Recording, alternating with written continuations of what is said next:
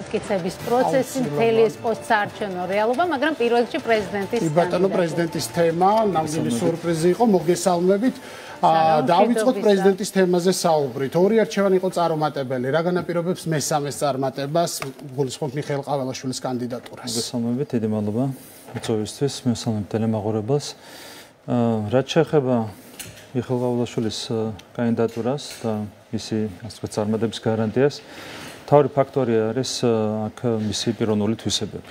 კანდიდატის მიხეილ ყაველაშვილის პიროვნული თვისებები, ეს არის გამორჩეულად ღირსეული ადამიანი, რაც მან დაამტკიცა თავისი მრავალწლიანი საქმიანობით სხვადასხვა სფეროში. და თქვენ იცით, რომ ბოლო 8 წელიწადის განმავლობაში ის აქტიურად არის ჩართული პოლიტიკურ პროცესებში და ყოველ ჯერზე ის ამტკიცებდა იმას, რომ უყვარს ქვეყანა, აქვს ღირსება და ღირსებით აკეთებს ყველაფერს, რაც დაკავშირებული იყო პოლიტიკურ საქმიანობასთან. თითოეული ნაბიჯი მას აქვს გადადგმული განსაკუთრებული და გამორჩეული ღირსებით. ის არის პატრიოტი ადამიანი და ეს არის თავარი თვისებები, ბუნებრივია, რაც უნდა ჰქონდეს იმ ადამიანს, რომელიც სახელმწიფოზე უნდა ზრუნავდეს და თქვენ იცით, რომ ასეთია გამორჩეულად საქართველოს პრეზიდენტის თანამდებობა. ერთ საინტერესო დეტალი არის ის, რომ ზეპარტიული უნდა იყოს ბუნებრივია საქართველოს პრეზიდენტი და შეიძლება კითხვა დაისვას, რომ მიხეილ ყაველაშვილი მთელი ამ წლების განმავლობაში განეკუთვნებოდა კონკრეტულ პოლიტიკურ გუნდს და როგორ შეიძლება მან ახლა წარმართოს ზეპარტიულად თავისი საქმიანობა. მე ვფიქრობ, რომ ის სწორედ რომ ზეპარტიულად შეძლებს განახორციელოს საკუთარი მისია საქართველოს პრეზიდენტის პოსტზე და ამის გარანტიაც არის მისი პიროვნული თვისებები. მისთვის ამოსავალი წერტილი იქნება ღირსება, ამოსავალი წერტილი იქნება ქვეყნის კონსტიტუცია, რაც ასე გვაკვდა მთელი ამ ბოლო 20 წლის განმავლობაში. შეიძლება პრეზიდენტი იყოს კარგი ან ცუდი, ამაზე არ მინდა ახლა საუბარი, მაგრამ ცოტა უხეშადაც ვიტყვი, რომ ბოლო 20 წლის განმავლობაში უბრალოდ ჯანმრთელი პრეზიდენტი არ ყოლია ჩვენს ქვეყანას და არ ყოლია უბრალოდ პატრიოტი პრეზიდენტი ჩვენს ქვეყანას ბოლო 20 წლის განმავლობაში. ამ კუთხით რადიკალურად შეიცვლება ვითარება მას შემდეგ, რაც პრეზიდენტის თანამდებობას 29 დეკემბრიდან უკვე ოფიციალურად დაიკავებს მიხეილ ყაველაშვილი და მთავარი ფაქტორი კიდევ ერთხელ ვიტყვი არის მისი პიროვნული თვისებები და ის გამოცდილება, რაც ჩვენ გვაქვს მასთან ურთიერთობაში. ამ თვისებების გათვალისწინებით თქვენ როგორ ხედავთ მომავალი პრეზიდენტის მისიას საზოგადოების გაერთიანების კუთხით? დღეს ხუცხვაშვილის კანდიდატმა თავად თქვა, რომ არის პრობლემა პოლარიზაცია, არის დაყოფა საზოგადოების. ხო, აი აქ რა გამოწვევებია და ასევე მინდა ვთხოვოთ, რომ შეაფასოთ ეს ახალი სისტემა, თავად ამერიკული მოდელი, იმიტომ ეს ისტორიული მომენტია, როდესაც ქვეყანა გადადის არაპირდაპირ წესით არჩევაზე. რამდენად შესაფერისია ჩვენი საპარლამენტო მოდელისთვის სწორედ ეს ახალი სისტემა? ძალიან მნიშვნელოვანი იყო, რომ მიხეილ ყაველაშვილმა თავისი თავარი აქცენტი ბრიფინგზე გამოსვლის დროს გააკეთა სწორედ იმ თავარ გამოწვევაზე, რაც უკავშირდება ეგრეთ წოდებულ პოლარიზაციას, რადიკალიზმს ჩვენს პოლიტიკურ ცხოვრებაში და ამ კუთხით განიხილა მისი როგორც პრეზიდენტის ფუნქცია საამალოდ, რაც არის ძალიან მნიშვნელოვანი აქცენტი და ზეპარტიულობა არის აქ რა თქმა უნდა მთავარი გარანტი. თუ პრეზიდენტი, რომელსაც კონსტიტუციით ევალება ზეპარტიულობა არ მოქმედებს ზეპარტიულად, ის პირიქით ხელს უწყობს, რა თქმა უნდა, პოლარიზაციის გაღვივებას, მით უმეტეს იმ ვითარებაში, რომელიც არის ჩვენს ქვეყანაში. ხო, თქვენ გახსოვთ, რა პროცესები გამოვიარეთ ჩვენ გასული წლების განმავლობაში, ქონდა პოლარიზებული, რა თქმა უნდა, ხელოვნურად პოლარიზებული პოლიტიკური სივრცე და იმის ხარჯზე, რომ პრეზიდენტი 2021 წლიდან გახდა პარტიულად მიკერძოებული თანამდებობის პირი, ის აღვივებდა დამატებით რწოდებულ პოლარიზაციას ჩვენს ქვეყანაში. მთავარი გასაღები არის სწორედ ზეპარტიულობაში. თუ პრეზიდენტი იქნება ზეპარტიული, მხოლოდ ამ შემთხვევაში შეუძლია მას ხელი შეუწყოს ეგრეთ წოდებულ დეპოლარიზაციას, რადიკალიზმის შემცირებას და ეს იყო მთავარი დაპირება, რაც გასცა მიხეილ ყაველაშვილმა, როდესაც მას ჰქონდა პრესკონფერენცია, უბრალოდ ბრიფინგი მის წარდგენასთან დაკავშირებით.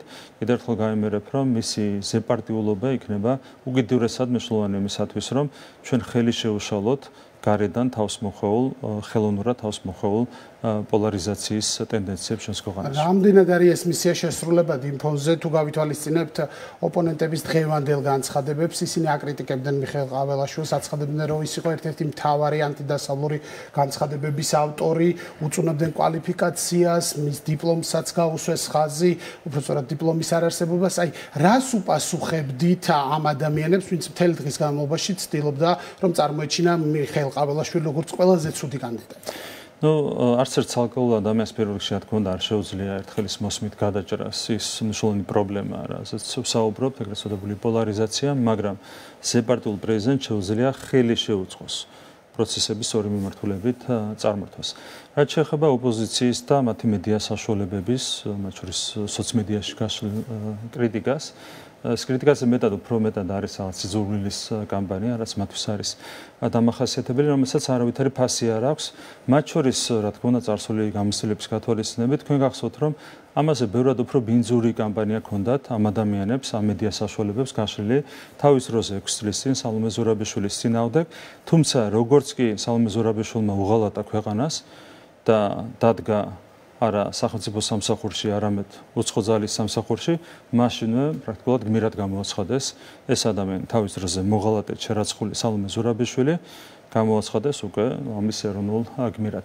ამიტომ მათ არავითარ ნათქვამს რა თქმა უნდა ფასი არ აქვს, ეს არ არის კრიტიკა, ეს არის ჩვეულებრივი სიძულვილის კამპანია, სიძულვილის დათესვის მორგიმსდელობა, ეგრეთ წოდებული პოლარიზაციის გაღვივების მორგიმსდელობა. სინამდვილეში მათი რეაქციიდან ყველაზე კარგად გამოჩნდა ის, რომ სწორი არჩევანი გაკეთდა ჩვენი პოლიტიკური გუნდის მხრიდან, როდესაც ხარი დაუჭირეთ სწორედ მიხეილ ყაველაშვილს. მათი აგრესიული რეაქცია არის საუკეთესო დასტური იმისა, რომ სწორედ რომ საუკეთესო კანდიდატი შეირჩა ამ თანამდებობას. Ну, კრიტიკის გარდა ოპოზიცია ცდილობს, რომ პრეზიდენტის არჩევნები მოაქციოს მისი ამ გენერალური ნარატივის ქვეშ, რაც ლეგიტიმაციას აყენებს კითხვის ნიშნის ქვეშ, რომ პარლამენტი არალეგიტიმურია, შესაბამისად ხმოსნების მიერ არჩეული პრეზიდენტიც არალეგიტიმური იქნება. მოდით ზოგადად ამ ლეგიტიმაციის საკითხზე გავამახვილოთ ყურადღება. თქვენ არაერთხელ განგიცხადებიათ, რომ ხალხი არის ლეგიტიმაციის წყარო. თქვენი ოპონენტები კი აპელირებენ საერთაშორისო ლეგიტიმაციაზე, მათ შორის პარტნიორების მხრიდან. Ну, ასეთივე არალეგიტიმურ პრეზიდენტად დაუბრუნდების 6 წლის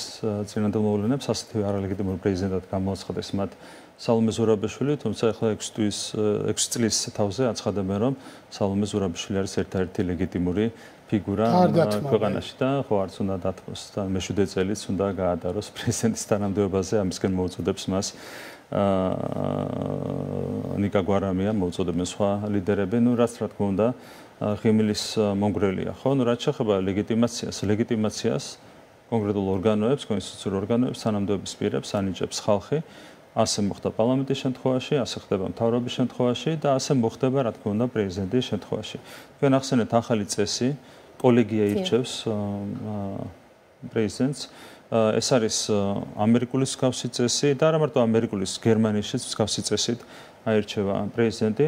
გერმანიაშიც იქნება კოლეგია, რომელიც შედგება პარლამენტის წევრებისგან, მიწების წარმომადგენლებისგან, ფედერაციის სუბიექტების წარმომადგენლებისგან, მათ აქვთ მინიჭებული ხალხისგან კონკრეტული მანდატი და ამ მანდატის საფუძველზე ირჩევენ პრეზიდენტს. აქაც იგივე ხდება 2024 წელს ჩატარდა საპარლამენტო არჩევნები, აჭარის უმაღლესი საბჭოს არჩევნები, ხალხმა კოლეგიაშიც კონკრეტული მანდატები, კვოტები მიანიჭა კონკრეტულ პოლიტიკურ სუბიექტებს, პოლიტიკურ პარტიებს და ანალოგიურად 2021 წელს, როცა ჩატარდა ადგილობრივი თვითმმართველობის არჩევნები, იქაც ხალხმა მიანიჭა კონკრეტულ პარტიებს მანდატი, რომ აერჩიათ საქართველოს პრეზიდენტი. ამის საფუძველზე ღალიბდება 300 კაციანი კოლეგია, ну ამას ემატება ასევე 20 წევრი აფხაზეთის ავტონომიური რესპუბლიკის უმაღლესი საბჭოდან, ანუ სახალხო ლეგიტიმაციის საფუძველზე კოლეგია ირჩევს არაპირდაპირ წესით უკვე საქართველოს პრეზიდენტს, რაც არის რა თქმა უნდა სრულად თავსებადი საერთაშორისო პრაქტიკასთან, საპარლამენტო რესპუბლიკების ძალიან დიდ ნაწილში პრეზიდენტები არჩევიან სწორედ მსგავსი წესით. არ ვიცი რამდენად სერიოზულად აღიქვამთ, მაგრამ მაინც აი კამპანია დაიცავი, სალომე, აი რამდენად შეიძლება რომ ეს რაღაც სერიოზულ წინააღმდეგობაში და დაპირისპირებაში გადაითარგმნოს საბოლოო ჯამში. სხვათა მანაც თქვა რომ მე ვიქნები აქ და მოუწოდა ახალგაზრდებს რომ მეტად ჩაერთონ ამ პოლიტიკურ პროცესებში. ეს რას ნიშნავს აქ ყოფნა ესეც რომ? არის ქალბატონი სალომე ნამდვილად არის დასაცავი, მე რო უყურე მის ბოლო ბრიფინგს, ძალიან მძიმეა მის ემოციური მდგომარეობა, ის აშკარად ვერ ელევა საკუთარ თანამდებობას, მას აშკარად სურდა რომ კიდევ 5-6 წელი ყოფილიყო პრეზიდენტის თანამდებობაზე, თუმცა ხალხმა გადაწყვიტა სხვაგვარად და ახლა ეს არის განაცხენებული ხალხზე, განაცხენებული ყველაზე, ვინც უპირისპირდება მისი მხრიდან სკამის შენარჩუნებას და შესაბამისად აქვს მძიმე ემოციური მდგომარეობა, მისი ეს ემოციური მდგომარეობა არის რაღაცნაირად დასაცავი, ამაში მე ვეთანხმები შესაბამისი კამპანიის ავტორებს. რა პოლიტიკურ მომავალს ხედავთ სალომე ზურაბიშვილისას, იმიტომ რომ ვნახავთ მას როგორც ოპოზიციის ლიდერად, რაღაცნაირად გააერთიანებს იმ ადამიანებს, ვინც პარლამენტში არაპირებენ შემოსვლას, თუ ჩვენ გვინახავს ერთხელ, როდესაც ის წავიდა საქართველოდან და ბევრი წელი არ გამოჩერდა. მას აქვს ძალიან დიდი 5-კვირიანი მომავალი. 29 დეკემბრამდე 29 დეკემბერს მას ეწურება უფლებამოსილების ვადა. ეს არის რეალურად მისი პოლიტიკური, ასე ვთქვათ, პერსპექტივა დროში თუ განვიხილავთ. გამომდინარე იქიდან, რომ მისი, ასე ვთქვათ, გარკვეული გავლენა ეფუძნებოდა ერთადერთ რამეს, ეს იყო თანამდებობა. მას 29 დეკემბრის შემდეგ უკვე არავითარი რესურსი აღარ რჩება. აქედან გამომდინარე, კიდევ ერთხელ გამიმეორებ, რომ მას აქვს მხოლოდ და მხოლოდ 5-კვირიანი მომავალი და არა უმეტეს. და ამ 5-კვირიან მომავალში, რომელზეც თქვენ საუბრობთ, ნაცმოძრაობის წარმომადგენლები მოუწოდებენ სააკაშვილის შეწყალებისკენ. აი, უგულავმა ასეთი ფრაზაც კითხვა, რომ სადღაც 3-4 დღით შემცირდება მისი პოლიტიკური წონა, როგორც კი პრეზიდენტი აღარ იქნება, ამიტომ ახლა უნდა შეიწყალოს სააკაშვილი. გაქვთ ასეთი მოლოდინი, რომ სალომე ზურაბიშვილი ამ ნაბიჯსაც გადადგამს? ნუ ამას აქამდეც გააკეთებდა, თქვენ გახსოვთ რამხელა კამპანია იყო გაშლილი სააკაშვილის გათავისუფლებასთან დაკავშირებით. გახსოვთ, მათ შორის 27 ელჩი აიძულეს, რომ დემარშით მისულიყვნენ იუსტიციის მინისტრთან. ხო, ანუ უკიდურესად ძლიერი იყო კონკრეტული ძალების სურვილი, რომ მიხეილ სააკაშვილი გათავისუფლებულიყო. აქამდე გააკეთებდა, რა თქმა უნდა, ამას სალომე ზურაბიშვილი, რომ რა ერთი ფაქტორი, რომც შეიწყალოს მაინც რჩება სააკაშვილი წინასწარ პატიმრობაში. გარდა ამის არის სხვა საქმეები, რომელიც არის, ასე ვთქვათ, აღძრული მის მიმართ. პრაქტიკული მნიშვნელობა არ აქვს შესაბამისად სალომე ზურაბიშვილის მხრიდან მიხეილ სააკაშვილის შეწყალებას, ანუ მას არ შეუძლია მიხეილ სააკაშვილის გათავისუფლება, გამომდინარე იქიდან, რომ არსებობს წინასწარი პატიმრობა, რაც არის შეფარდებული მის მიმართ და არის არაერთი ბრალი, რასთან დაკავშირებითაც მიმდინარეობს გამოძიება.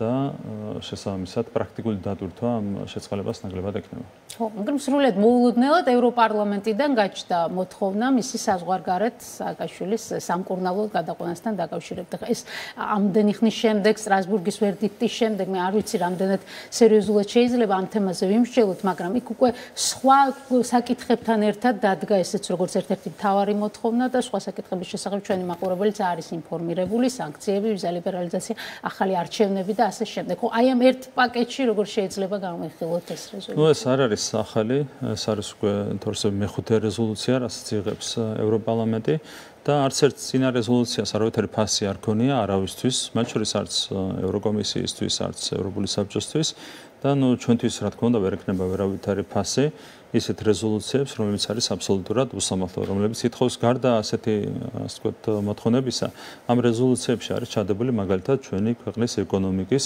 ჩამოშლის მოთხოვნა, ხო, სანქციების დაწესება პირდაპირ მოითხოვეს ჩვენგან, რაც ჩამოშლიდა, რა თქმა უნდა, ქვეყნის ეკონომიკას. ხა როცა ევროპარლამენტი ასეთ რამეს ითხოვს, იქ ბუნებრივია შესაბამის რეზოლუციებს არავითარი ფასი არ აქვს. ასეთ იქნება, რა თქმა უნდა, მათი მეხუთე რეზოლუციას, რომელიც ხვალ უნდა დამტკიცდეს, როგორც ვიცი. ევროპული საბჭო და ევროკომისია ახსენეთ. საინტერესოა როგორ განახლდება ურთიერთობები პარტნიორებთან, იმიტომ რომ ამ ეტაპზე ჩვენ ხვდებით, რომ რაღაცნაირი არსებობს გადასალახი წინააღმდეგობა. თქვენ იმედი გქონდათ, რომ არჩევნების შემდგომ ეს პროცესი უკვე ნელ-ნელა დაიზრებოდა და უკვე მომავალი წლიდან რაღაცნაირ შედეგს მივიღებდით. არსებობს თუ არა რაიმე ტიპის სიგნალები მათი მხრიდან, ან მიმდინარეობს თუ არა რაიმე ტიპის დახურული საუბრები, იმიტომ რომ ჩვენ გვახსოვს თქვენი შეხვედრა მათ შორის შარლ მიშელთან. საინტერესოა ამის შემდეგ წავიდა თუ არა რაღაცა დიპლომატიური ურთიერთობები წინ. ნუ ჩვენ ურთიერთობების გადატვირთვას, როგორც ამერიკის შეერთებულ შტატებთან, ისე ევროკავშირთან უკავშირებდით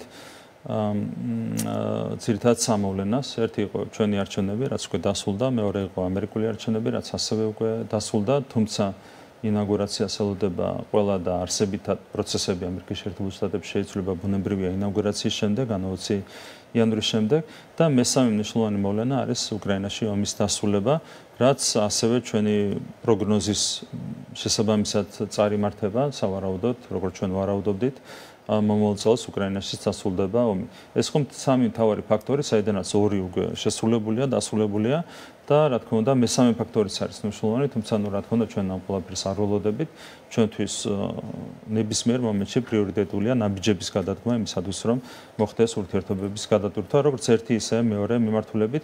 ამისათვის ჩვენი მზაობა ყოველთვის არსებობდა, მთავარია რომ ჩვენ ვიხილოთ შემხვედრი ნაბიჯები, რაც უფრო მალე დასრულდება უკრაინაში ომი, მით უფრო მალე ვიხილავთ ჩვენ ასეთ შემხვედრ ნაბიჯებს, ამაში ვართ აბსოლუტურად არწმუნებული. და ეს შემხვედრი ნაბიჯები რა უნდა იყოს, იმიტომ რომ ჩვენ გვახსოვს განცხადებები, ანუ ევროპული მხრიდან, ჩვენ გვახსოვს განცხადებები ქართული მხარის მისამართით, მათ შორის ორი კანონის გაუქმებაზე. რა მოლოდინი გაქვთ, როდესაც საუბრობთ შემხვედრ ნაბიჯებზე? მე ვიყავი მაგალითად კონკრეტულ ფორუმებზე საზღვარგარეთ, სადაც მონაწილეობდნენ კონკრეტული ქვეყნების ლიდერები, თითქოს ყველა, ასე ვთქვათ, ევროპული ქვეყნის ლიდერი იყო სხვადასხვა ფორმატში, ბუდაპეშტიც იყო, ინგლისიც იყო, ბაქოც იყო, ანუ სამივე ფორმატში იყვნენ წარმოდგენილი ლიდერები. ერთ საინტერესო დეტალი არის ის, რომ ვინც ყველაზე მეტად გვემტერებოდა, ის იყო ყველაზე ცოცხასიაძე და ვინც ყველაზე მეტად გვემეგობრებოდა მთელი ამ წლების განმავლობაში, ის ადამიანები იყვნენ ყველაზე უფრო კარგ ხასიათზე, რაც ოპტიმიზმის საფუძველს იძლევა. და ეს ყველაფერი დაკავშირებულია იმ მოვლენებთან, რაც ვითარდება იგივე ამერიკულ არჩევნებთან, იგივე რეგიონში მიმდინარე პროცესებთან. ეს პროცესები ფიქრობთ, რომ ჩვენ სასარგებლოდ წარიმართება, ჩვენი ქვეყნის ინტერესების სასარგებლოდ წარიმართება, ასეთია დღემდე მიმდინარე პროცესები და დარწმუნებული ვართ, რომ ასევე გაგრძელდება მოვლენების განვითარება მომავალ წელსაც. კიდევ ერთხელ გაიმეორებ, ჩვენ ვარაუდობთ, რომ დიდი ალბათობით ძალიან მალე დასრულდება ომი უკრაინაში. და რა თქმა უნდა, ომის დასრულებასთან ერთად ძალიან სწრაფად დამშვიდდება არ მარტო ჩვენი რეგიონი, არამედ მთლიანად მსოფლიო. ეს ომი, რა თქმა უნდა, ზოგადად საფრთხეს უქმნის მთლიანად მსოფლიოს სტაბილურობას, ევროპის განსაკუთრებით სტაბილურობას, შესაბამისად თითოეული ევროპული სახელმწიფოს ინტერესებშია ამ ომის რაც შეიძლება მალე დასრულება. 26 ოქტომბრიდან ერთი თვის თავზე რა მოცემულობა გვაქვს უშუალოდ არჩევნების შეფასებასთან დაკავშირებით, იმიტომ რომ იმავე ევროპარლამენტიდან, მათ შორის ერთ-ერთმა ლექსმანმა მაგალითად თქვა, რომ არ შეიძლება ეუთო ოდირის დასკვნით იხელმძღვანელოს ევროკავშირმა, იმიტომ რომ გარკვეული გავლენების ქვეშ არის ეს ორგანიზაცია და კითხვის ნიშნის ქვეშ დააყენა სადამკვირვებლო მისიის დასკვეთს. ეს საკითხი არის თუ არა აქტუალური, იმიტომ მეორე მხრივ მაგალითად ჩვენ მოვისმინეთ, რომ ორი კანონი არის პრობლემა ევროინტეგრაციის გზაზე. აი დღეს რა მოცემულობა გვაქვს? ეს კამპანია ეუთო ოდირის წინააღმდეგ წამოიწყეს გვარამიამ და გახარიამ, ჯერ კიდევ ვიდრე შედგებოდა არჩევნები ჩვენს ქვეყანაში, ამ წინსრებით დაავალეს მათ ამ კამპანიის დაწყება ეუთო ოდირის წინააღმდეგ და ნუ შემდეგ თანადამობით კიდევ უფრო მეტად განირჩო ეს კამპანია და დღეს ხედავთ უკვე რომ პატრონებიც ჩაერთვნენ ამ კამპანიის გაღვივებაში. ეუთო ოდირმა შეაფასა არჩევნები, შეაფასა ჯანსაღად, თქვა რომ ეს იყო კონკურენტული არჩევნები და თუ ჩახედავთ თქვენ ეუთო ოდირის წინასწარ დასკვნას, იქ არავითარ სისტემურ პრობლემაზე არ არის საუბარი. რითაც განაწყენებული არიან, რა თქმა უნდა, ქვეყნის შეგნით ოპოზიციის წარმომადგენლები და ქვეყნის გარეთ მათი პატრონები.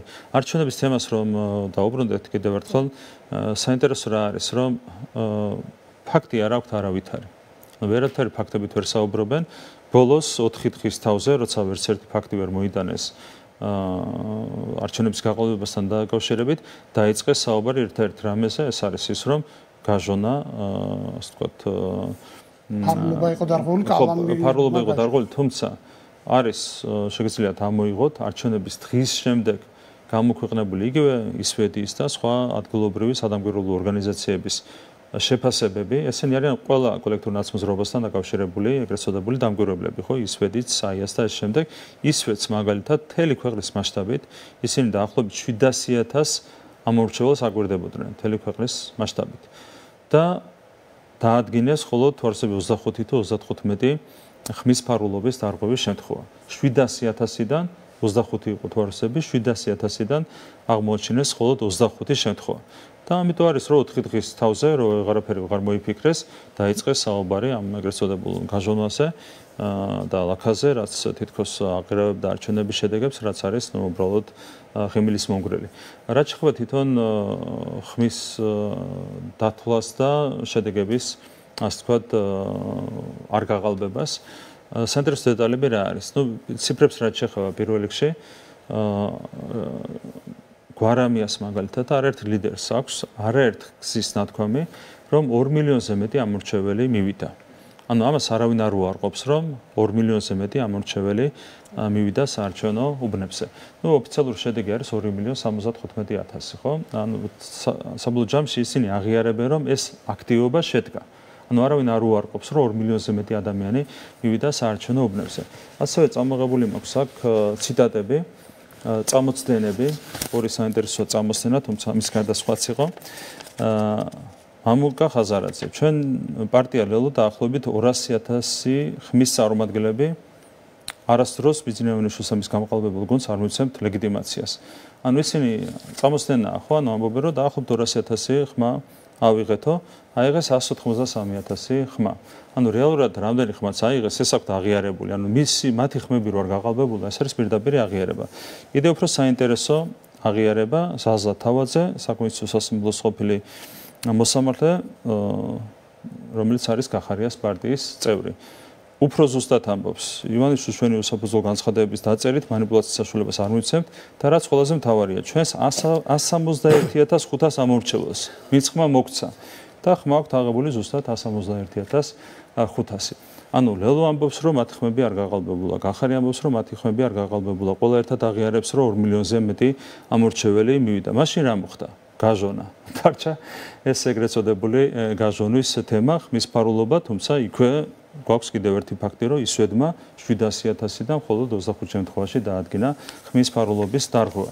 და თქვენ ხო ხედავთ, არის საზოგადოება, საზოგადოების წარმომადგენლებს თვითონ არ აქვთ პრეტენზია, არ გამოუთქვათ პრეტენზია ამასთან დაკავშირებით, რომ მათი ხმის ფარულობა იყო დარღვეული და უფრო მეტიც.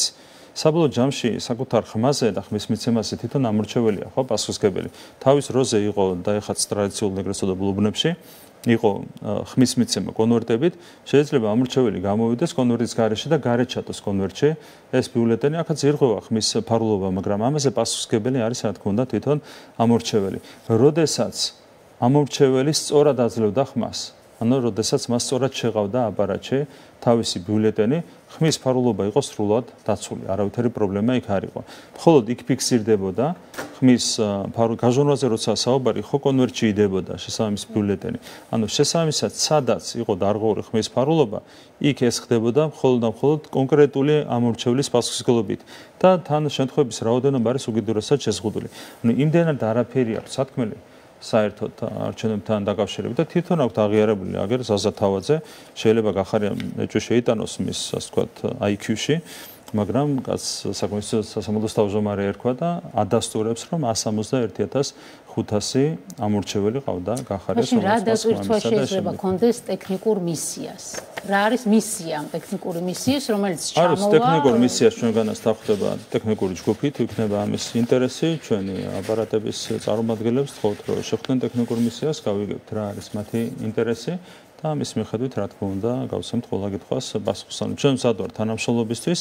ოღონდ კიდევ ერთხელ გამიმეორებთ, რომ ტექნიკურ მისიას დახვდება, რა თქმა უნდა, ჩვენი მხრიდანაც ტექნიკური ჯგუფი. საინტერესოა უკვე თქვენი ოპონენტების პოზიციები. გვარამიას წარმომადგენლებმა დაწერეს მანდატების გაუქმებაზე, ხვალ როგორც ლევურში აცხადებენ, აპირებენ ასევე შეიტანონ პარლამენტში მანდატების გაუქმებასთან დაკავშირებით საკუთარი განცხადებები. როგორ წარმოგიდგენიათ პარლამენტში იქნება თუ არა ოპოზიცია, რადგან ყველა ამბობს, რომ გააუქმებს, ნუ ყოველ შემთხვევაში ეს ორი ნამდვილად ასე აპირებს, როგორც თვითონ ამბობენ, რა არის ხელისუფლების პოზიცია, ანუ როგორ იმუშავებს საკანონმდებლო ორგანო? ნუ ჩვენ ჯერ არ გვიმშელია ჩვენ ამ საკითხთან დაკავშირებით, თქვენ გახსოვთ, რომ 4 წლის წინ ჩვენ მივიღეთ გადაწყვეტილება მანდატების არ შეწყვეტასთან დაკავშირებით, ამაზე გამოდიოდნენ მაშინ ის ეგრეთ წოდებული ტოპტვინები, რომლებიც დღეს აცხადებენ, რომ პარლამენტის მხრიდან მანდატების ლეგიტიმაციის ცნობა არ იყო კონსტიტუციური და მაშინ იგივე ტოპტვინები აცხადებდნენ, ეგრეთ წოდებული კონსტიტუციონალისტები, რომ პარლამენტის მხრიდან ამ დეპუტატებისთვის მანდატების არ შეწყვეტა იყო არაკონსტიტუციური. თუმცა საბოლოო ჯამში რა მოხდა? სწორედ ამ ჩვენი გადაწყვეტილებით ისარგებლა ოპოზიცია, როდესაც შემოვიდა უკვე პარლამენტში და 3 წელიწად ნახევარი სწორედ ჩვენი გადაწყვეტილების წყალობით, ეგრეთ წოდებული არაკონსტიტუციური გადაწყვეტილების წყალობით სარგებლობდნენ ისინი საკუთარი საპარლამენტო მანდატებით, იღებდნენ ხელფასებს, მათ შორის ამ 6 თვის განასტურიც მოითხოვეს და ეს ხელფასებიც ბოლომდე აიღეს. ნუ ეს იყო მაშინდელი გადაწყვეტილება. მაშინ არ შეუწყვეტეთ მათ მანდატები. ჯერჯერობით არ გვიმშელია ამ საკითხთან დაკავშირებით, შემოვიდა ახლა 20 განაცხადი არის შემოსული უკვე და ანონსებულია ხვალაც განაცხადების შემოტანა. დაველოდებით ჩვენ გვაქვს გარკვეული დრო, ორ კვირაში გვაქვს საშუალება რომ გენჯი უყაროთ ამ საკითხს, მანამდე მივიღოთ ბუნებრივია გადაწყვეტილება ამ საკითხთან დაკავშირებით. ერთი რამ შემიძლია გითხრათ, იქნება პარლამენტში ოპოზიცია თუ არ იქნება, ამას აქვს ზუსტად ერთნაირი ფასი, ნულოვანი ფასი. თქვენ გახსოვთ წინა 4 წლის განმავლობაში ოპოზიცია შემოვიდა პარლამენტში, მაგრამ ამით არ შეწყვეტილა მაინც ზოგადად სახელმწიფო ინსტიტუტების დელეგიტიმაციის მცდელობა, პოლარიზაციის გაღვივების მცდელობა, ისინი ერთნაირად აგრძელებდნენ ქუჩის და დარბაზის გამოყენებას. აქ საინტერესოა, ანუ მაშინ ოცნება იქნება თვითოპონირების რეჟიმში, იმიტომ რომ თუ დაუშვათ ეს ადამიანები არ შემოვლენ პარლამენტში. კიდევ ერთხელ გავიმერებ, წინა 4 წლის განმავლობაშიც ჩვენ რეალურად თვითოპონირების რეჟიმში ვიყავით. თუ რამე პრობლემა ვლინდებოდა ხოლმე ჩვენს გუნდში, ისე ჩვენ გუნდს უწევდა ხოლმე ამაზე რეაგირება, ამ პრობლემების მოგვარება, მაინც ასე იყო. წინა 4 წლის განმავლობაშიც არც ერთი პრობლემის მოგვარებაში, არც ერთის მოგვარებაში არ მიუღია მონაწილეობა ოპოზიციას. მაშინაც ვიყავით თვითოპონირების რეჟიმში.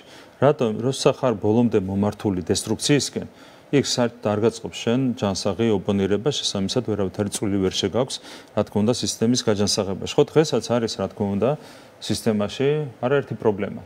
ხო, არ არსებობს სახელმწიფო პრობლემების გარეშე, ხო, სადღაც შეიძლება უფრო ეფექტურად იმართებოდეს პროცესები, სადღაც შეიძლება იყოს კორუფციის პრობლემები და ასე შემდეგ, ხო? არის უზარმაზარი სისტემა და ამას სჭირდება მუდმივი კონტროლი, მუდმივი მართვა. რა თქმა უნდა, ჯანსაღი ოპოზიცია რომ არსებობდეს, ეს ჩვენთვის იქნებოდა სერიოზული დამხმარე ინსტრუმენტი მართვის გაუმჯობესების კუთხით, მაგრამ მთელი ამ წლების განმავლობაში როგორც ოპოზიციას, ისე NGO-ებს და სხვა შესაბამის სუბიექტებს აქვს ზუსტად ნულოვანი წვლილი შეტანილი სისტემის გაჯანსაღებაში. თუ სადმე კორუფციის პრობლემას ხედავდით, თუ სადმე მართვის ეფექტიანობის პრობლემას ხედავდით, ყველგან ამ პრობლემების გამოსწორება გვიწევდა საკუთარი ხელით და არა ოპოზიციის დახმარებით და მხარდაჭერით და არც NGO-ების მხარდაჭერით და დახმარებით. რატომ? იმიტომ რომ ისინი არიან მთლიანად მომართული დესტრუქციისკენ და ეს არის მათი სულისკვეთება. რატომ? იმიტომ რომ ისინი მოქმედებენ მთლიანად დავალებებით, მათ რო ქონდეთ ელემენტარული პატრიოტიზმი, მოვიდოდნენ და მართლა ჯანსაღად გეტყოდნენ რაღაცას, რომ ეს არის გამოსასწორებელი და იქნება ამაზე იმუშაოთ. მაგრამ არა, ერთადერთი რაც მან დაინტერესებთ არის დესტრუქცია, არის პოლარიზაცია, არის რადიკალიზმი, იმიტომ რომ ეს არის მათი ერთადერთი დავალება. ერთადერთი რაც მათ აქვს დავალებული არის სწორედ დესტრუქცია, რადიკალიზმი და არავითარ შემთხვევაში ქვეყანაში კონსტრუქციული პროცესებისთვის ხელის შეწყობა.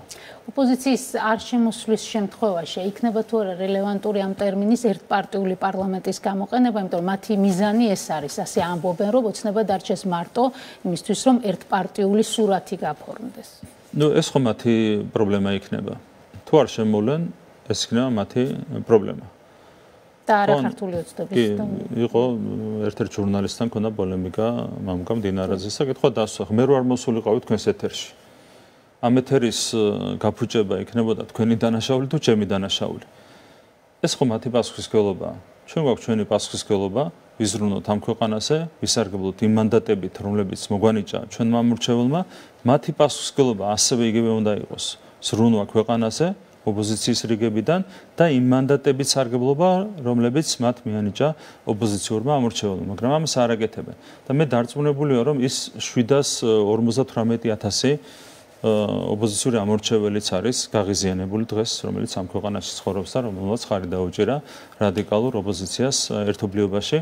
მე დარწმუნებული ვარ, რომ მათი უდიდესი ნაწილი დღეს არის აბსოლუტურად იმედგაცრუებული და ნანობს, რომ ხარი დაუჭირა ერთ, მეორე, მესამე ან მეოთხე პოლიტიკურ პარტიას. იმიტომ რომ საბოლოო ჯამში ამ პროცესებით იკვეთება ის, რომ ესენი არიან სრულიად არაჯანსაღი ძალები, ნული პატრიოტიზმი, ნული ქვეყნის სიყვარული, ნული ზრუნვა ქვეყანაზე, მოსახლეობაზე, არაფერი არ აინტერესებთ გარდა ერთისა, მათ უნდა შეასრულონ ის დავალება, რომელსაც აძლევენ გარედან. მაგრამ ეს ძალები ჯერ კიდევ არ წმუნებენ თავიანთ ამორჩევლებს, რომ ახლა ის გეგმა რაც არის, მათ შორის 25-ში რატიფის აქციაც ვიხილეთ და რა რაოდენობის მონაწილეებით, ეს იყო დაგეგმილი პროცესი, სურპრიზები წინ იქნება, ოცნების მისამართით, ელით რამე სურპრიზებს მათგან? 1000 კაცის მიყვანა არ დაუგეგმოს ბუნებრივი ოპოზიციას, ესეც მე მგონი ჩვენ არ გაგვიყალბებია. შეიძლება ახაც დაგვაბრალონ, რომ მისული იყო 100,000 და სინამდვილეში ასე ვთქვათ, ჩვენ გავაყალბეთ ამ 100,000-დან 99,000 შეკრების მონაწილე. Ну, რა თქმა უნდა, ნებისმიერ ასეთი განცხადება არის არასერიოზული. ისინი თვითონ იწვევენ საკუთარი მხარდამჭერების იმედგაცრუებას. ჯერ ატყუებდნენ ამდენი თვის განმავლობაში, ატყუებდნენ ამორჩეველს, აი ახლა ამომიგდო Facebook-მა მათი ერთ-ერთი წარმომადგენელი სალომე ზურაბიშვილის განცხადება, რომელიც ამბობს რას? 20-25% აქვს ქართულ ოცნებასო და მაქსიმუმ გაყალბებით შეიძლება 10% გააყალბოსო. ეს არის მისი განცხადება. ატყუებდა, ხო? ის ატყუებდა. გვარამი ატყუებდა, სააკაშვილი ატყუებდა, გახარი ატყუებდა, ხაზარაძე ატყუებდა, თან მერამდენეთ, ეს ხო პირველი ტყუილი არ არის. ჯერ ატყუებდნენ, რომ აუცილებლად იქნებოდა რიგარეში არჩევნები. 2020 წლის ბოლოდან 2 წლის განმავლობაში ატყუებდნენ საკუთარ მხარდამჭერებს, რომ აუცილებლად იქნებოდა რიგარეში არჩევნები. დაჟინებით ამბობდნენ ამას, 2 წელი ტყუილში აცხოვრებს საკუთარი მხარდამჭერები. მერე მანამდე 20-მდე ატყუებდნენ, რომ მოიგებდნენ არჩევნებს, ესეც ტყუილი 21-ში არწმუნებდნენ, რომ მოიგებდნენ არჩევნებს, ესეც კიდევ ერთი ტყუილი 24-ში არწმუნებდნენ წელს, რომ მოიგებდნენ არჩევნებს, ან ძალიან დიდი უპირატესობით ქართულ ოცნებას ჰქონდა ხან 20%, ხან 25, ხან 30. ახლა ამბობდნენ, რომ გაისად იქნება რიგარეში არჩევნები. რიგარეში არჩევნებს კიდევ ერთხელ, ანუ მორიგი ტყუილი, ანუ ყოველ ჯერზე როგორ შეიძლება ატყუებდა ყველას ხალხს საკუთარ ამორჩეველს, რომ იგებ არჩევნებს, იქნება რიგარეში არჩევნები, მერამდენეთ უნდა დაიჯეროს ეს ტყუილი, თუნდაც მათმა ყველაზე აგრესიულმა მხარდაჭერმა. ხო, ამდენი ტყუილი, რა თქმა უნდა, არ გაჭრის და ამის შედეგია ის, რომ 1000 კაცზე მეტი ვერ შეკრიბეს თავარ დღეს, ხო, როდესაც პირველად იკრიბებოდა ქვეყნის სახლად არჩეული პარლამენტი. ეს ტყუილები, რა თქმა უნდა, იწვევს იმედგაცრუებას და ეს არის საბოლოო ჯამში ძალიან კარგი, იმიტომ რომ საზოგადოება უკეთ გაარჩევს ასეთ პირობებში, ვინ მოქმედებს ქვეყნის ინტერესების შესაბამისად და ვინ მოქმედებს უბრალოდ გარედავალების შესაბამისად. ერთ საინტერესო დეტალია, თითო რო გეგმავდნენ ამ პროცესებს, რა თქმა უნდა, ყველაფერს მაინც ხვანაერად გააკეთებდნენ. იმიტომ რომ შენ როცა ცხოვრობ ამ ქვეყანაში, მაინც ხვანაერად გრძნობ მაჯისემას ქვეყნის და შესაბამისად შეგიძლია წინასწარ იგრძნო 1000 კაცი გამოვა თუ 500 თუ 1500 აქციაზე თუ 10000, ხო? მაგრამ სწორედ იმის გამო, რომ ისინი ყველა ნაბიჯს გავენ გარედან დავალებით. მათ უწევთ თვითგანადგურების რეჟიმში მოქმედება. გარედან ვერ ხვდებიან, როგორი აქვს მაჯისემა, რამდენი კაცი გამოვა 25-ში, 1000 გამოვა თუ 100000 გამოვა, ავალებენ ისეთი შეკრების ჩატარებას, სადაც წინასწარ უნდა იყოს ცნობილი, რომ 1000 კაცზე მეტი არ გამოვა, ანადგურებენ საკუთარი ხელით საკუთარ აგენტურას. ნუ კარგია ასე პროცესების გაგრძელება. დარჩა სწავლოთ. ამ პროცესებს ჩვენ მივადევნებთ თვალს, მაგრამ ახლა ძალიან მნიშვნელოვანი პროცესი მიმდინარეობს პარლამენტში, ეს არის მთავრობისთვის ნდობის გამოცხადება. თქვენ ახალი მინისტრობის კანდიდატები წარადგინეთ და ჩვენი მაყურებლისთვის მნიშვნელოვანია, რომ ამ კრიტერიუმებზე მათ სამოქმედო გეგმაზეც მიაწოდოთ ინფორმაცია, ზოგადად შეიძლება რა თქმა უნდა ეს დიდ დროს წაიღებს, მაგრამ მოკლედ თუ შესაძლებელია სამთავრობო პროგრამის პრიორიტეტებზე. კი, მინისტრებს რაც შეეხება, ახალ და ძველ მინისტრებს, სტაჟიერ მინისტრებს, კრიტერიუმი მათი წარდგენის თავარი კრიტერიუმი იყო 2, რაც არის კლასიკური ტრადიციული კრიტერიუმები, ეს არის პროფესიონალიზმი და კეთილსინდისიერება. ამ კრიტერიუმების მიხედვით იქნენ წარდგენილი როგორც სტაჟიანი, ასევე ახალი კანდიდატურები მთავრობის შემადგენლობისთვის. ჩვენ გვაქვს მართლა გამორჩეული შემადგენლობა საქართველოს მთავრობაში და ეს შემადგენლობა გამდიდრდა 3 ახალი მინისტრით. საგარეო საქმეთა მინისტრი იქნება, როგორც მოიხსენებათ, მაკაბოჯორიშვილი, ანდრეი ხანაშვილი იქნება იუსტიციის მინისტრი, გარემო სტატუსისა და სოფლის მეურნეობის მინისტრი იქნება დავით სონღულაშვილი და 3-ვე ასევე, ისე როგორც სხვა მინისტრები გამოირჩევიან პროფესიონალიზმით და კეთილსინდისიერებით და მე დარწმუნებულია, რომ შემდეგი 4 წელი იქნება ძალიან წარმატებული ჩვენი ქვეყნისთვის. ჩვენ გვაქვს ძალიან ამბიციური გეგმა, რაც ასახული იყო ჩვენ საარჩევნო პროგრამაში და რა თქმა უნდა, თითოეული მინისტრი იქნება თავიდან ბოლომდე დაკავებული ამ პროგრამის შესრულებით, რაც არის ჩვენი პასუხისმგებლობა ამ მრჩევლის წინაშე. საინტერესოა ასევე ეკონომიკურ პარამეტრებთან დაკავშირებით, იმიტომ რომ დღეს ვნახეთ, რომ 9%-ია ეკონომიკური ზრდა 2024 წლის თუ არ მეშლება ეს მონაცემი დაკორექტ 9.8%-ია. კი ბატონო, 9.8%. თქვენ ყოველთვის საუბრობთ, რომ ეკონომიკური ზრდა და ეკონომიკური კეთილდღეობა არის ერთ-ერთი მთავარი პარამეტრი, რითაც ჩვენთვის უნდა გაიღოს ევროკავშირის კარები. რა არის მომავლის პროგნოზი, იმიტომ რომ თქვენი ოპონენტი ოპონენტები ყოველთვის რაღაცნაირ პესიმისტურ პროგნოზს აკეთებენ, რომ ქვეყნიდან უცხოელი ინვესტორები გარბიან, რომ ხელისუფლებას აღარ შეიძლება რომ შეინარჩუნოს ის ეკონომიკური ზრდა, რომელიც სხვათა შორის გვაქვს რა ბოლო რამდენიმე წელია.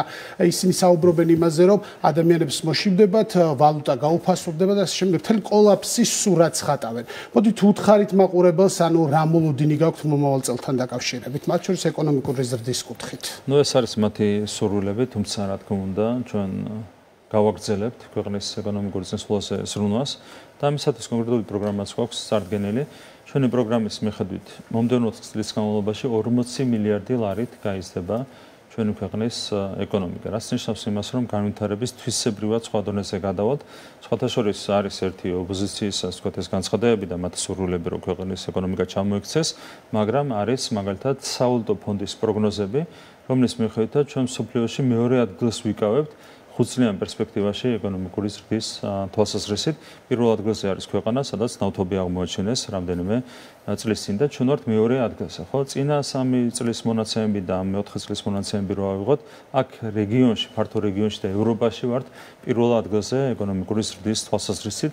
მანამდე სამტკიცებდა ოპოზიცია, რომ ყველაფერი იქნებოდა ცუდად, ქვეყანა ჩამოექცეოდა, ეკონომიკა ჩამოექცეოდა, თუმცა ჩვენ მოახერხეთ პირველ ადგილზე გასვლა ევროპაში, ფართო რეგიონში, ეკონომიკური ზრდის კუთხით წინა 3 წლის განმავლობაში და წლევანდელი ზრდა შარშანდელზე მაღალია, რაც არის ძალიან კარგი ბუნებრივია და ეს ტენდენცია, რა თქმა უნდა, თავისუფლად შეგვიძლია შევინარჩუნოთ. მით უმეტეს, რომ გვაქვს ძალიან კონკრეტული პროექტები, რომლებიც ხელშეუწყობს ეკონომიკის განვითარებას, მათ შორის არის ჩვენი ეგრეთ წოდებული დაკავშირებადობის ფუნქციის გაძლიერებასთან დაკავშირებული პროექტები, ეს არის იგივე ავტობანის პროექტების დასრულება, ეს არის ანაკლის პროექტი, ეს არის შავი ზღვის წყალქვეშა კაბელის პროექტი, ეს არის თბილისის და ქუთაისის აეროპორტების პროექტები და შემდეგ აღარ მინდა ყველაფერი ჩამოთვალო, არის ძალიან ამბიციური პროგრამა, ამაზე დეტალურად მექნება ხვალ საუბარი.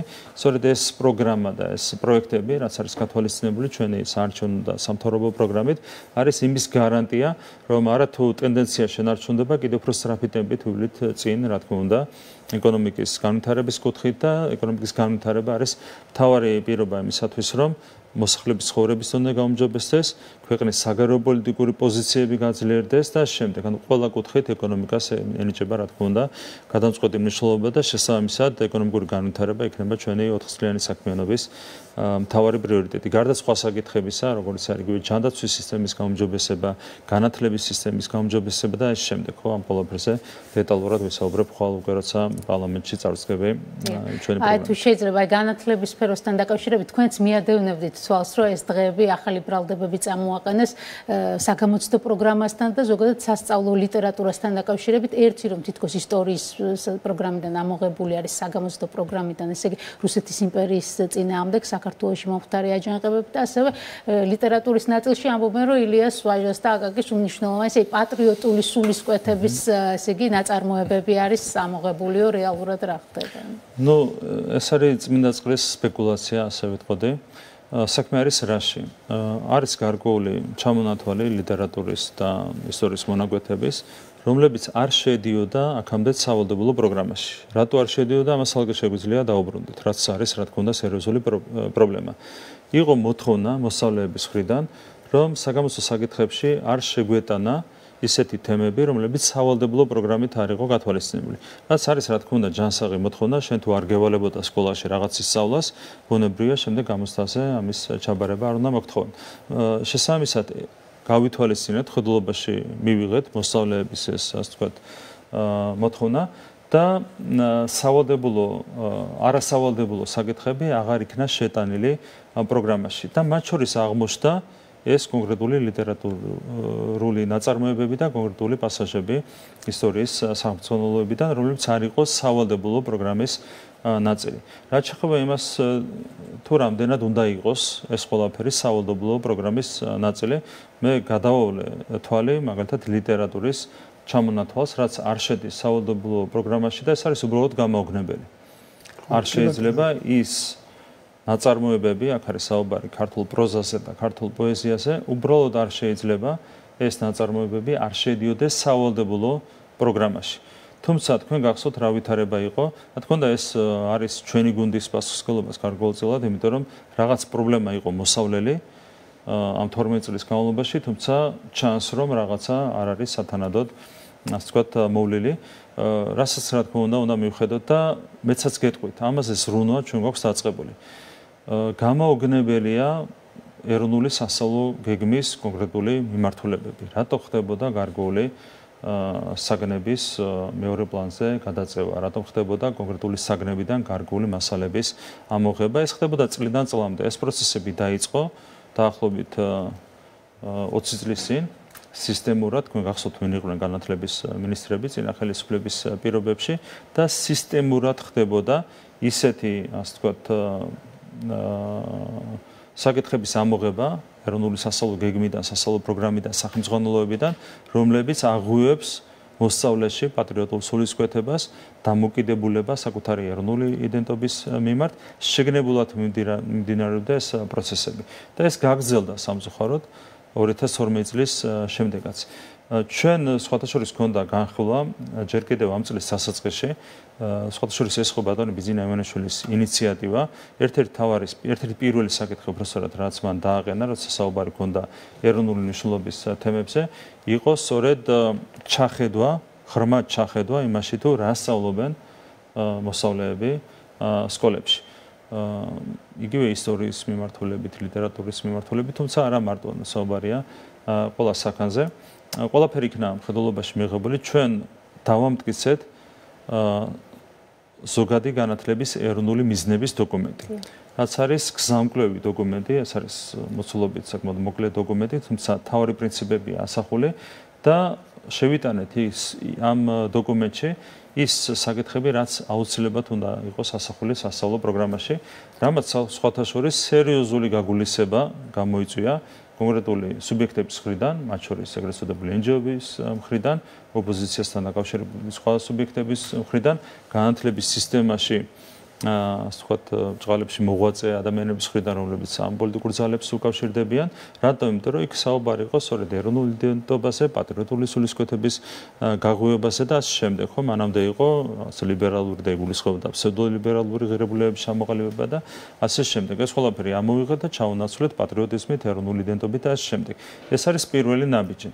ამ ზოგადი განათლების ეროვნული მიზნების დოკუმენტს უნდა დაეფუძნოს უკვე ეროვნული სასწავლო გეგმა, რომელზეც მიმდინარეობს მუშაობა და ამას უნდა დაეფუძნოს უკვე სასწავლო პროგრამები და სახელმძღვანელოები, რაც არის თვისებრივად გადასახედი. კიდევ ერთხელ გამიმეორებ, რომ მიზანმიმართულად წლიდან წლამდე განსაკუთრებით ისტორიის მიმართულებით და ლიტერატურის მიმართულებით ხდებოდა სასწავლო პროგრამის შეცვლა, სახელმძღვანელოების შეცვლა სწორედ იმისათვის, რომ მაქსიმალურად დაეჩრდილათ მოსწავლეებში პატრიოტული სულისკვეთება და ეროვნული იდენტობის თუ იგივე რელიგიური იდენტობის და ეს შემდეგ. ანუ ამ ნაწარმოებთან ნაწილი რაღაც პერიოდის შემდეგ უნდა ვივარაუდოთ, რომ დაბრუნდება, ხო? მათ შორის ილეჯაძის ნაწარმოები. იქ არის კიდევ გარკვეული მომენტები, ინსტიტუციური მომენტები, იქაც რაღაც ყველაფერი უნდა იყოს, ასე ვთქვათ, დამოუკიდებელი და ეს შემდეგ იქნებოდა კომისიები, ამ კომისიებში ხშირად იყო საეჭვო ხალხი, ეს საეჭვო ხალხი მე იღებდა გადაწყვეტილებებს იგივე ასეთი ნაწარმოებების ამოღებასთან დაკავშირებით და ეს შემდეგ. ყველაფერი გაკეთდება იმისათვის, რომ ზოგადი განათლების ეროვნული მიზნების დოკუმენტი სრულად აღსრულდეს, რაც ჩვენ დავამტკიცეთ რამდენიმე თვის წინ, ამას დაეფუძნება ეროვნული სასწავლო გეგმა და ამას დაეფუძნება შემდეგ მთლიანად სასწავლო პროგრამა თავისი სახელმძღვანელოებით, განსაკუთრებული აქცენტი გაკეთება ისტორიის, საქართველოს ისტორიის ბევრად უფრო ღრმად შესწავლაზე და ქართული ლიტერატურის ბევრად უფრო ღრმად შესწავლაზე. დიდი მადლობა ინტერვიუსთვის. პრემიერ-მინისტრობის კანდიდატი დღეს ვიცათ-ამ ფორმალობას ირაკლი კობახიძე იყო ჩვენი სტუმარი. ვემშვიდობებით მას. ჩვენი გადაცემის დასრულებისთანავე იმედზე გაგრძელდება ამერიკელი ანალიტიკოსის ლაშა კასრაძის ინტერვიუების სერია, ასე რომ არ გამოტოვოთ ეს ეპიზოდი. მადლობა რომ გვიყურებთ, დაგიბრუნდებით ხვალ 23